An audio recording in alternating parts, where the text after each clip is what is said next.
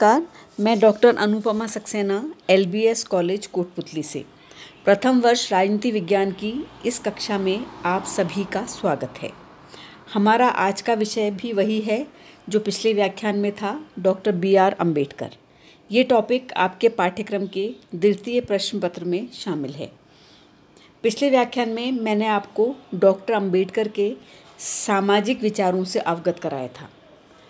आज के इस व्याख्यान में मैं आपको डॉक्टर अम्बेडकर के राजनीतिक विचारों से अवगत कराऊंगी।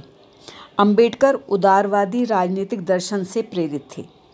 स्वतंत्रता, समानता और भ्रातृत्व के सिद्धांतों को वे अति महत्वपूर्ण मानते थे। उन्होंने इन सिद्धांतों को अपने लेखों और पुस्तकों में महत्वपूर्ण स्थान दिया है। उन्होंने कहा था कि सकारात्मक दृष्टि से मेरा सामाजिक दर्शन 3 तत्वों में अंतर्निहित कहा जा सकता है: स्वतंत्रता, समानता और भ्रातृत्व।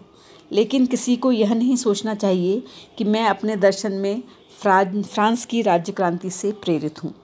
मेरे दर्शन की जड़ें धर्म में हैं, राजनीति में नहीं। मैंने इस दर्शन को शिक्षक बुद्ध की शिक्षाओं से ग्रहण किया है। अम्बेडकर क्योंकि प्रजातंत्र के कट्टर समर्थक थे, इसलिए उनके सामाजिक दर्शन के भी ये आधारभूत सिद्धांत हैं।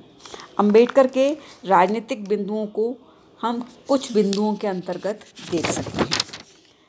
इसमें सबसे पहला और महत्वपूर्ण बिंदु है अम्बेडकर का स्वतंत्रता का पक्षधर होना।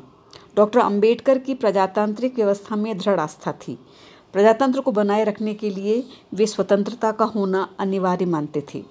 स्वतंत्रता की दृष्टि से उन्होंने व्यक्ति के कुछ अधिकार प्रदान करने का समर्थन किया है ताकि समाज में स्वतंत्रता का विचार वास्तविक रूप ले सके।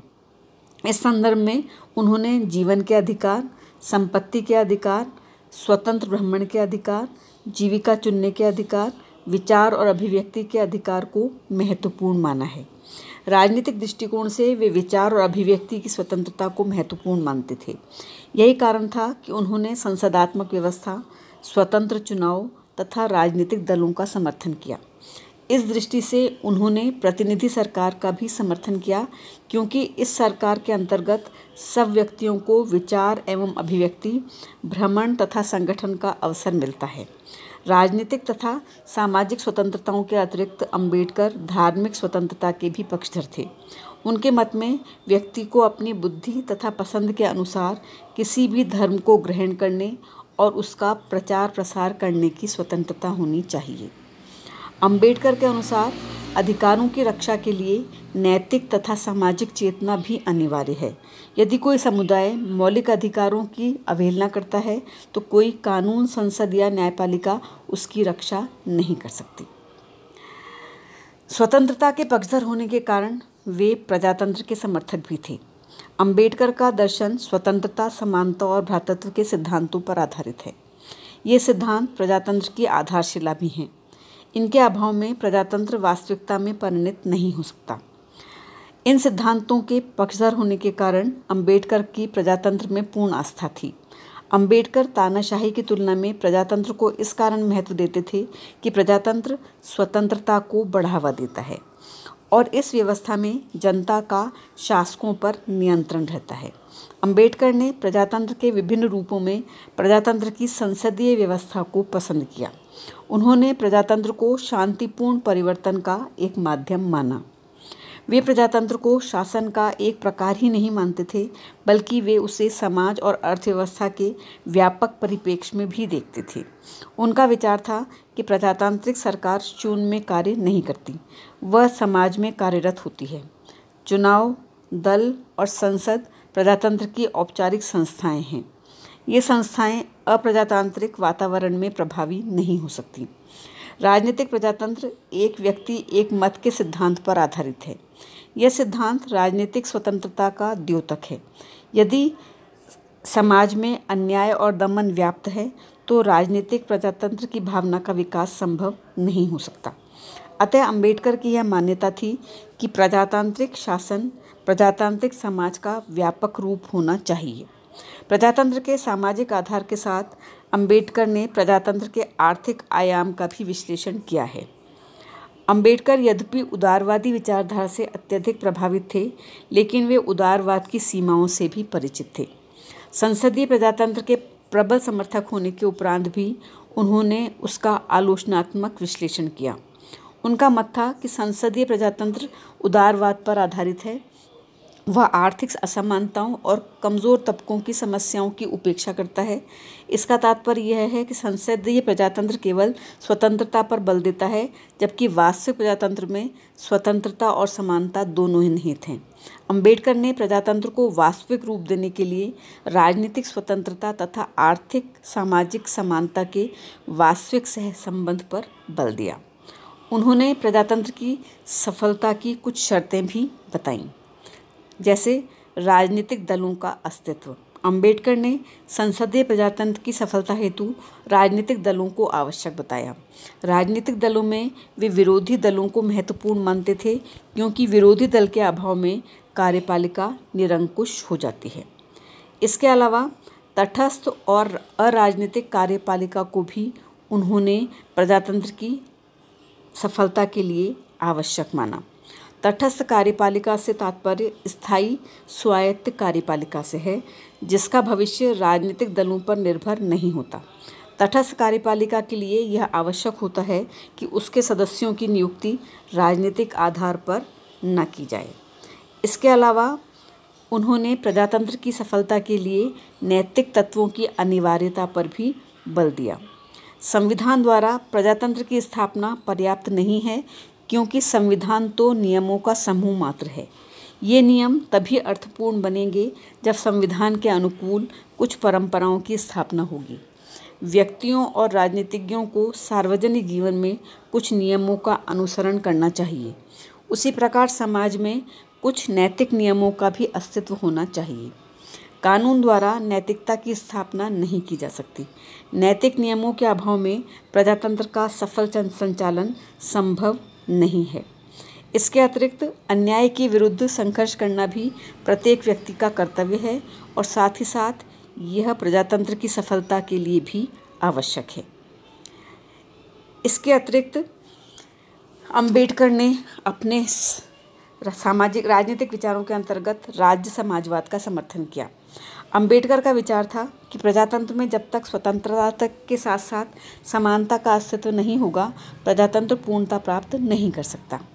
स्वतंत्रता के साथ समानता के विचार का पक्ष लेने के कारण अंबेडकर का झुकाव समाजवाद की तरफ हुआ।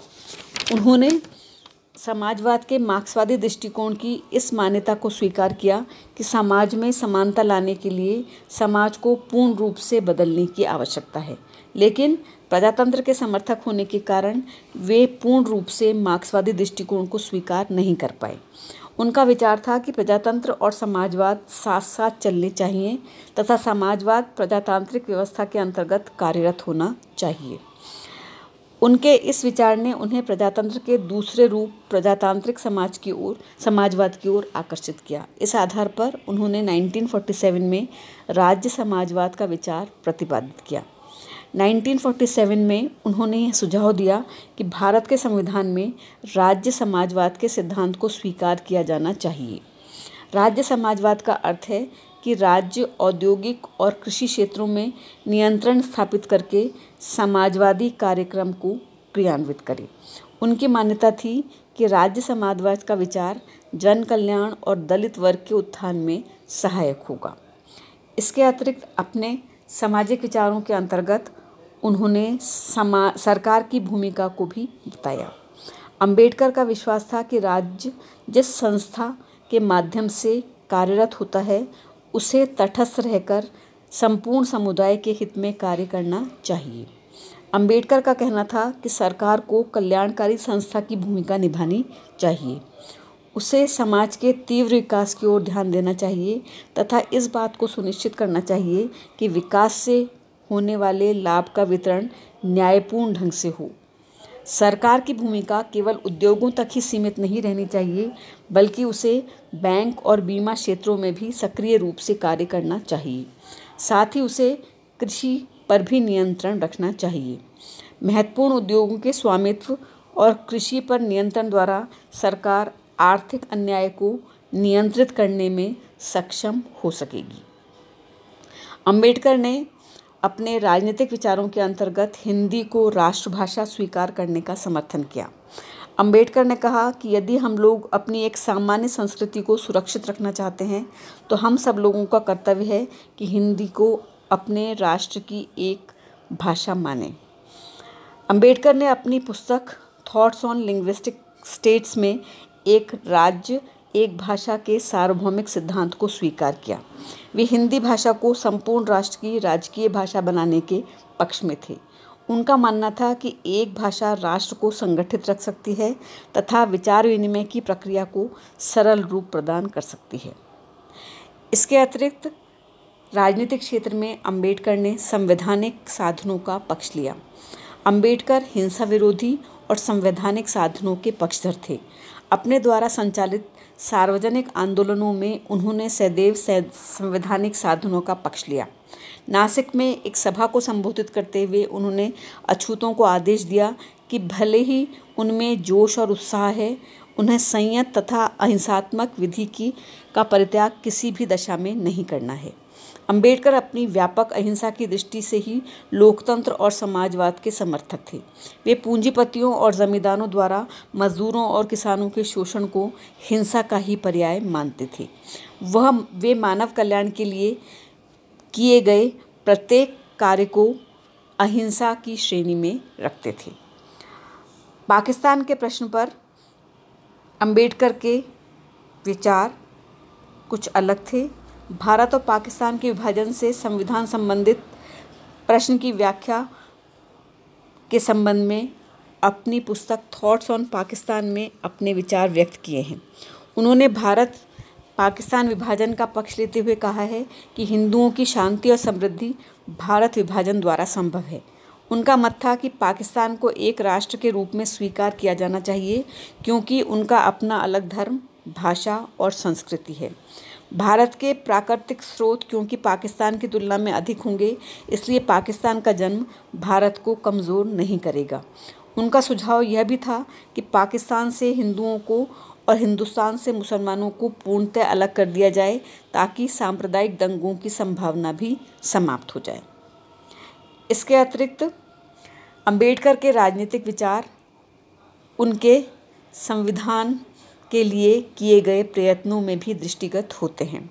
भारतीय संविधान के लिए अंबेडकर द्वारा प्रस्तावित धाराओं से उनके अनेक राजनीतिक विचारों को और अधिक स्पष्ट रूप से समझा जा सकता है। यह सभी जानते हैं कि अंबेडकर को 1947 में प्रारूप समिति का अध्यक्ष बनाया गया। प्रारूप समिति के अध्यक्ष के रूप में उन्होंने संविधान में प्रशासनिक प्रावधानों की विस्तार पूर्वक व्याख्या की।